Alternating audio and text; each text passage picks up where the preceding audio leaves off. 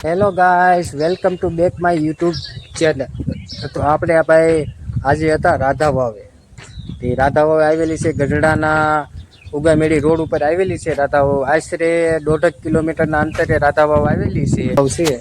તો ચાલો હું તમને રાધા વાવ બતાવું. કન્ટિન્યુ બિના દીજો. જો આ છે રાધા વાવ. આ પાણી જ્યારે ચોમાસું હોય ત્યારે અહીંયા કટોકટ પાણી આવી જાય છે. અત્યારે તો જો કે 12 માસ આમ તો પાણી ખૂટતું જ નથી મિત્રો. અહીંયા પાણી હોય જ તે ખૂટતું જ નથી. જો ભરેલું જ હોય. તો ચોમાસામાં થોડુંક ઉપર લેવલ ઉપર આવી જાય. અહીંયા સુધી ઉપર આવી જાય લેવલ ઉપર. આ બધા પગથિયે રહે ને બધા ડૂબી જાય છે.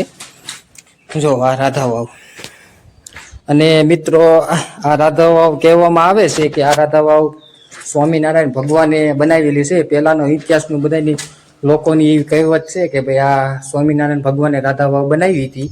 તો તમે જોઈ શકો છો. અને આ પથ્થરથી બનેલી છે. જો પથ્થર છે. જો ફરતે બધે પથ્થરથી બનેલી છે. અને આ વર્ષો જૂની રાધા વાવ છે મિત્રો.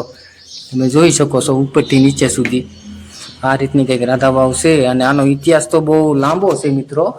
વર્ષો જૂનો ઇતિહાસ છે. એ તો બાપુને ખબર હોય, પણ બાપુ 6 વાગ્યે આવે છે, આરતીના ટાઈમે આવે છે બાપુ.